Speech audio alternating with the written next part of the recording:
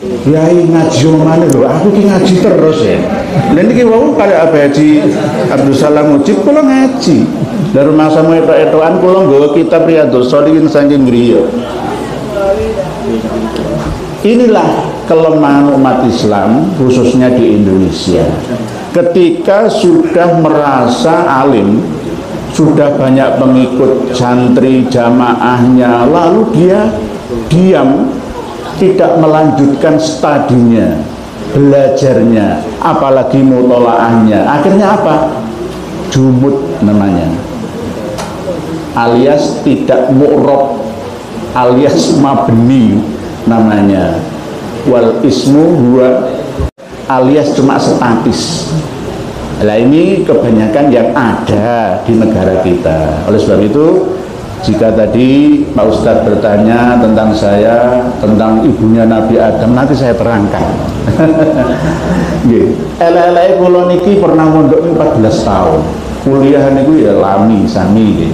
Cuma jenenge wong kan pas menyampaikan makalah itu kadang-kadang kan tanpa mutolaah, kadang-kadang nggih.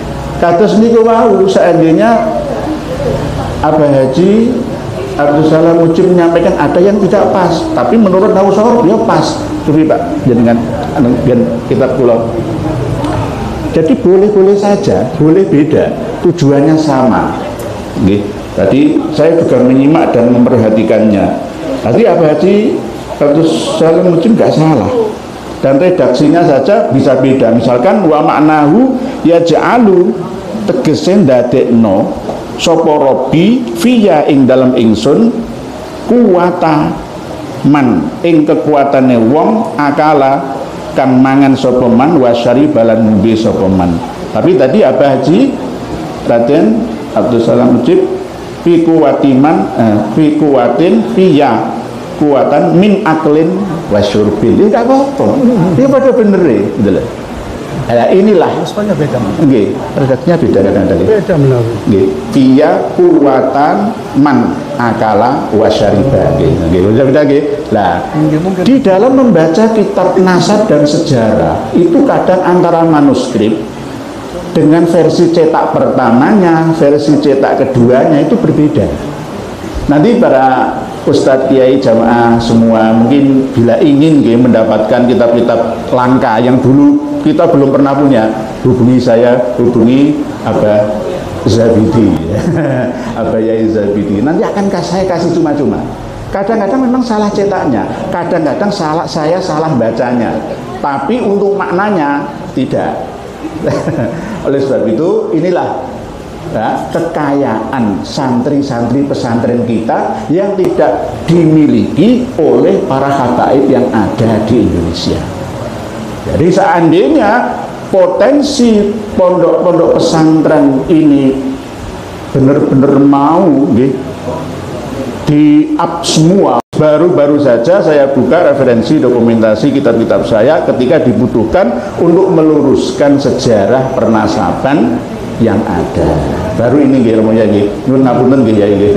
Jadi Yai guru kula karena saya berguru pada beliaunya. Sama-sama. Saya ini santri abadi. Saya ini pembelajar sejati. Bukan wis mentok aku alim alamati ya bukan. Inilah pentingnya thalabul ilmi minal mahdi ilal lahdi. Sampai mati. Bukan sampai jadi kiai. Santri abadi kula niki. Jadi belajar terus. Pak tuan rumah, Pak Mir Musola, kula diparingi wekdal pinten menit niki. Kalau sampai jam 12 tanya jawab tentang nasab Alawi, habaib, sejarah nasab, monggo siap saya. Mumpung tanggo dewi. Sesuk saya akan bekerja tapi jarak perjalanan 30 menit sampai. Enggak masalah kecuali keluar kota gitu.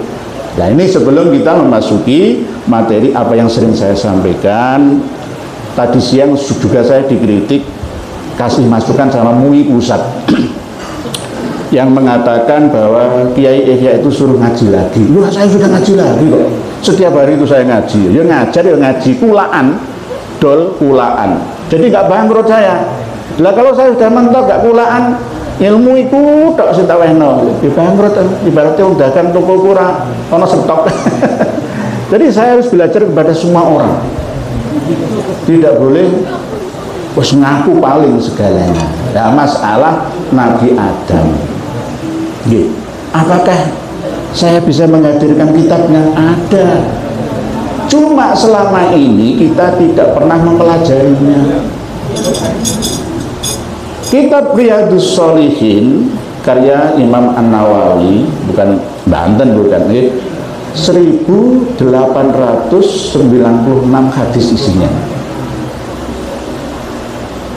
Imam Bukhari itu bisa mengumpulkan 600.000 hadis. Diseleksi lagi 200.000, diseleksi lagi yang tercantum di dalam Sahih Bukhari itu cuma 7.275 hadis. Lah, apakah lainnya itu gagal total maudhu? Enggak. Namun sebagian ada yang tidak sesuai dengan zamannya, sehingga beliau tidak mencantumkannya. Ini rahasianya. Imam Muslim juga begitu.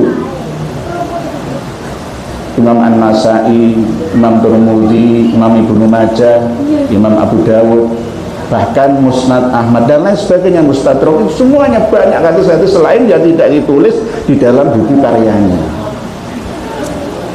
Kalau ngaji Duratun Nasihin misalkan, itu kan hadisnya kan banyak yang majhul ya, ini nggak marfu, ini ada yang cuma mengkotek tidak sampai Rasulullah. Bagaimana ini sekarang? Nah, ini ada asar juga. Nasoitul Ibad juga penuh dengan asar-asar, tidak hadis murni. Nah, hal-hal seperti ini harus kita pahami bersama, sehingga kita tidak langsung memvonis, wah ini sesat selamanya atau salah dalam pemahamannya atau menyimpang dari ajaran nabinya. Lah, jangan seperti itu. Jadi nanti hampir sama seperti yang beliau sampaikan bahwa kita tidak boleh menggibah. Nah, ini kan nggak gibah kan nih, langsung jadi. Masalah Nabi Adam itu kita harus cari hadis yang beda. Nabi Adam itu ada, ya, sebelumnya sudah ada manusia. Kalau kita membuka kitab Futuhat Al-Makkiyah karya Ibnu Arabi, ya, kita akan menemukan dalil itu. Bahkan saya menemukan dalam kitab At-Tauhid, dalam karya Ahlul Bait, orang mengatakan Syiah Mu'tazilah atau Syiah Ghairul Mu'tazilah, terserah, riwayat dari Imam Muhammad Al-Baqir itu mengatakan di dalam kitab At-Tauhid karya ulama Syiah Ibnu Babaweh halaman 271 itu menerangkan bahwa Allah itu menciptakan 1 juta alam sebelum kita ini di bumi dimensi 3, begitu juga 1 juta Adam.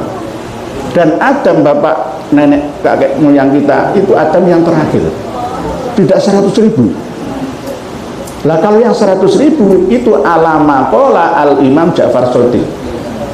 Imam Ja'far Shadiq, Imam Muhammad Al-Baqir, Imam Ali Zainal Abidin, Imam Husain, Imam Ali bin Abi Thalib, itu juga termasuk imam-imam sunni.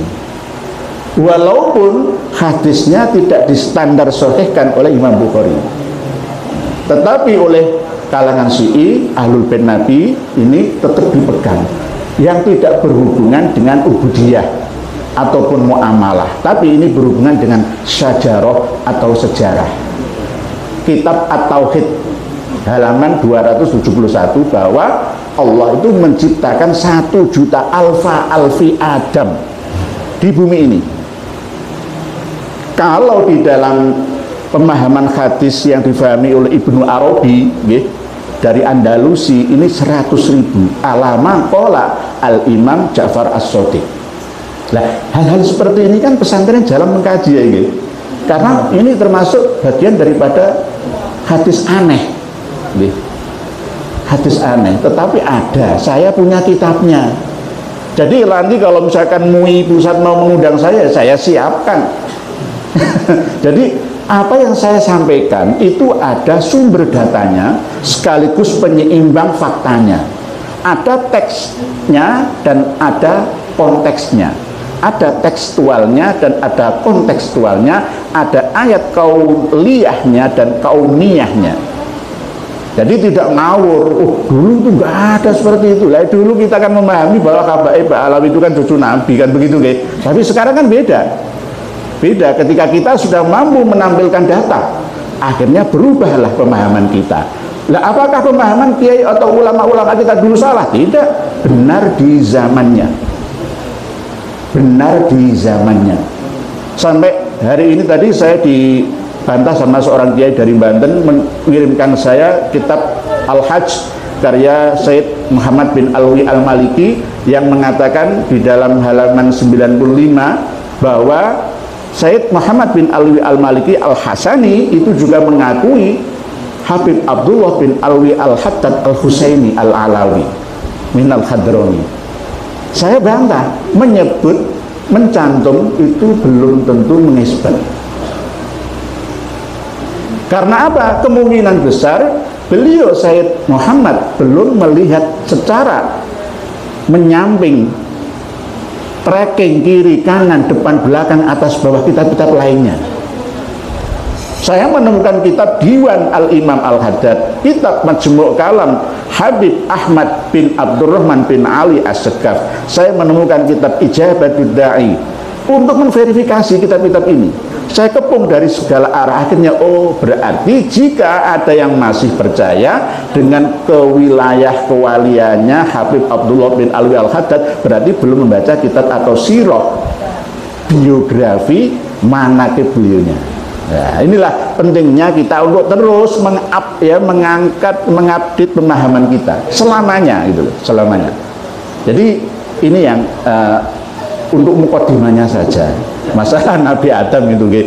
Jadi buka Futuhat Al-Makkiyah juz 3 karya Ibnu Arabi. Kalau Ibnul Arabi itu beda lagi. Ibnul Arabi dengan Ibnu Arabi itu beda. Walaupun sama-sama mazhab Maliki dari Andalusi, tapi ketika ngarang Futuhat Al-Makkiyah itu Ibnu Arabi pas ada di Mekah. Dalam penglihatan mukasyafahnya, beliau ketika tawaf ya katanya ya bertemu dengan orang tua yang usianya 40.000 tahun yang lalu. Padahal Ibnu Arabi tahu bahwa Nabi Adam itu belum ada 40.000 tahun. Nabi Adam yang ada di dalam kitab suci Samawi, baik di dalam teks agama dan kitab Samawi, Taurat, Zabur, Injil, Al-Quran itu baru 7.670 tahunan. Padahal keberadaan manusia ini sudah ratusan juta tahun yang lalu. Cuma lebih enaknya sebelum Nabi Adam itu ada manusia. Ada manusia apa? Homo erectus, manusia purba. Itu saja enak, biar orang awam mudah memahaminya. Lah, Nabi Adam itu nabi dan rasul dari kalangan manusia Homo sapiens modern pertama, bukan manusia pertama. Karena Nabi Adam yang ada di dalam kitab suci, baik kitab suci kita sampai ke belakang sampai Taurat, Zabur, Injil, itu usianya baru 7.676 tahunan.